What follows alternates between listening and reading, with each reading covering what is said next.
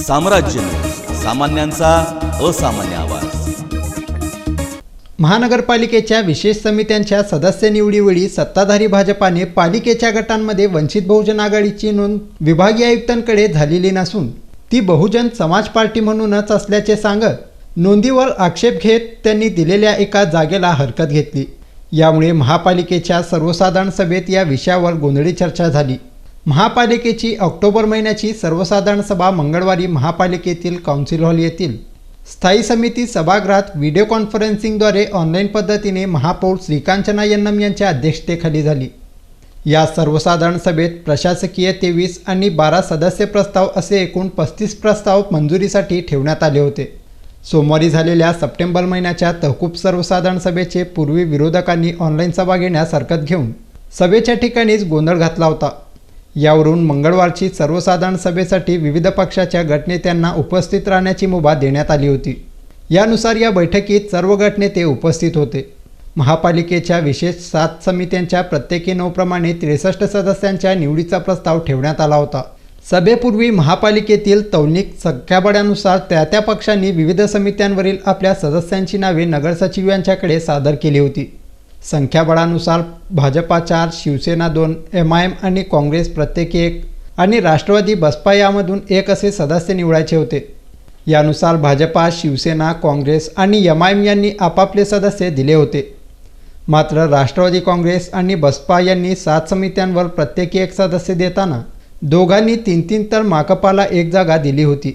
हे देताना हे कायद्याच्या चौकटीत नसल्याचे सांगत भाजपाने विरोध केला। म्हणून माकपाच्या नगरसेविका कामिनी आडम यांनी सभेवर आपला बहिष्कार टाकला। मला मागच्या वेळेस गटनेता म्हणून मला कामगार कल्याण समितीमध्ये घेतलं होतं, परंतु आता कायदे बदललेले आहेत त्यांचे आणि हा माझ्यावर अन्याय झालेला आहे। त्यामुळे मी बहिष्कार करून मी निघून जाते सभागृहात। आता मागच्या वेळेस नव्हतं का विरोधी पक्षामध्ये वंचितकडनं मी 4थी होते, त्यावेळेस घेतलं, मग आताच का कायदा बदलतो? बसपा आणि वंचित बसपा हे 4 आहेत, त्यामुळे त्यांना ते पद दिलं। मला पदाची अपेक्षा नाही आहे। समितीचे काम तर मी करणारच आहे, नगरसेवक म्हणून सेवा करणारच आहे मी, पदासाठी मी हापापलेली नाही आणि मी बहिष्कार करून सगळ्यांना सांगून मी सभागृहातून बाहेर आले। 7 विषय समिती निवड प्रक्रिया नेमका गोंधळ काय झाला हे सांगताना उपस्थित विविध पक्षाचे नेते म्हणाले, त्यांचं ऑब्जेक्शन बीजेपीने घेतलं होतं की आनंद चंदनशिव हे बसपाचे गटनेते आहेत का वंचितचे गटनेते आहेत।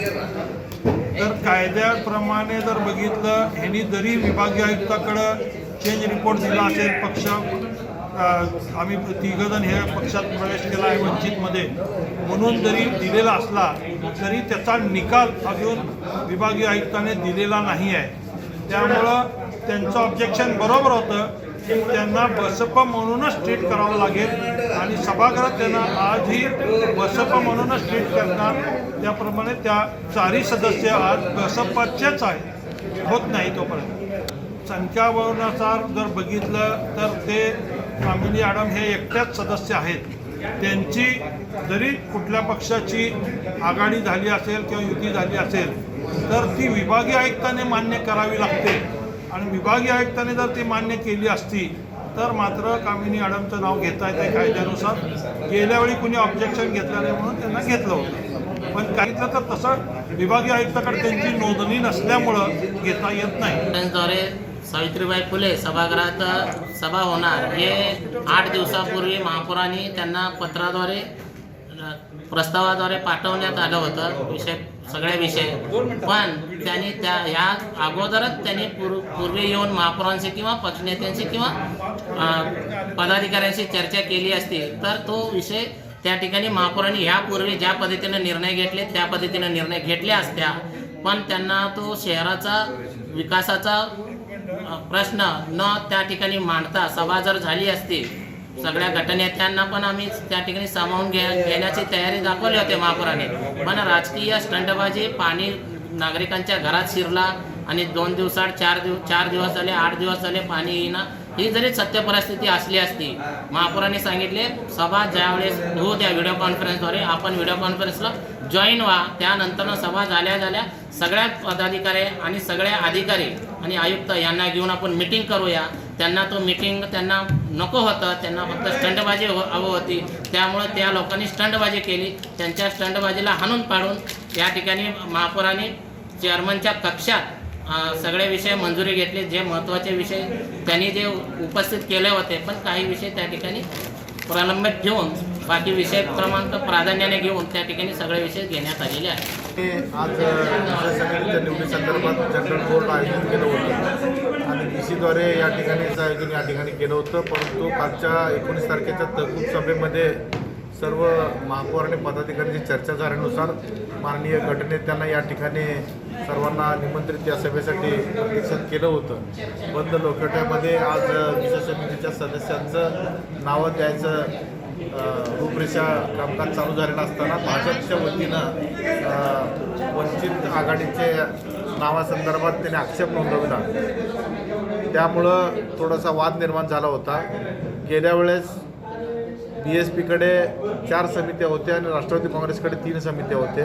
यावेळेस राष्ट्रवादीकडे 3 समित्या आणि BSPकडे 4 समित्या असं आम्ही अंतर्गत विभागाने आमच्या म्युच्युअल अंडरस्टँडिंगनुसार करून घेतले. तर उल्लेख संख्याबळानुसार हे सदस्य त्या समितीमध्ये निवडले जात असतात.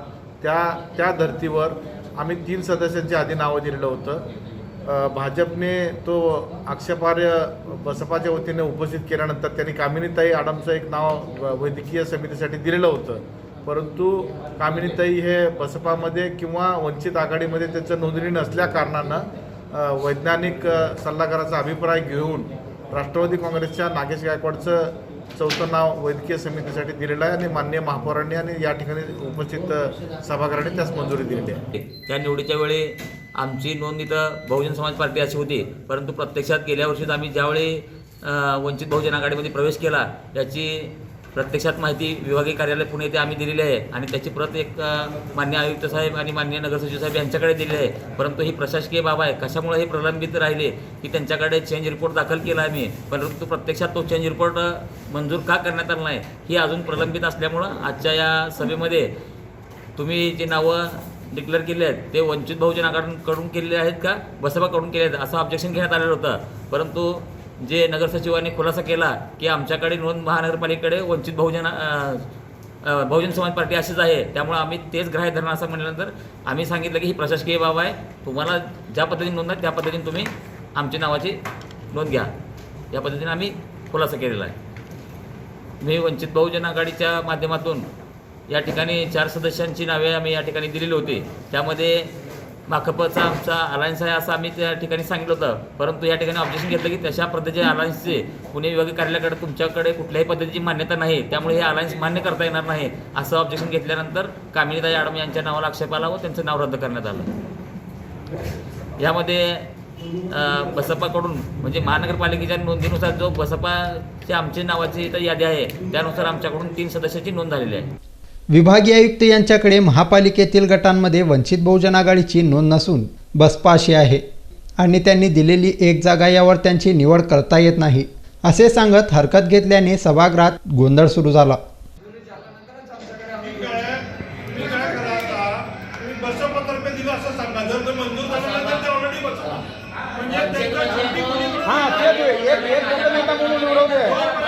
आलं नाही तोपर्यंत त्यांनी बसपा दिलं असं धरून घ्या. नाही अण्णा बसपा म्हणता येत नाही. बसपा मधला सुद्धा एक नगरसेवक BJP मध्ये आलाय. तुम्ही म्हणताय की मग तुम्ही सदस्य बी निवडता येत नाही. मग सांगू दे कोणत्या पक्षातर्फे तुम्ही तेवढं सांगू दे.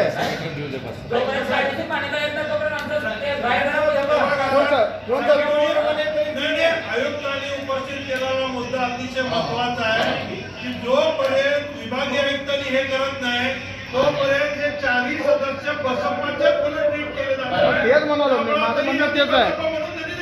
मग म्हणू दे बसपा म्हणून म्हणू दे. नगरसचिव प्रोसिडिंग करा. नाही आता म्हणा तुम्ही प्रोसिडिंग. हा प्रोसिडिंग म्हणा. जोपर्यंत आमची विभागीय आयुक्ताकडे आम्ही दाखल सोपवून द्यायचं. बऱ्याच गोंधळानंतर 7 समित्यांच्या 63 सदस्यांच्या निवडीचे प्रस्ताव अखेर एकमताने मंजूर करण्यात आले. या एकाच विषयावर निर्णय झाल्यानंतर मात्र महापौरांनी सभा तहकूब केल्याचे जाहीर केले.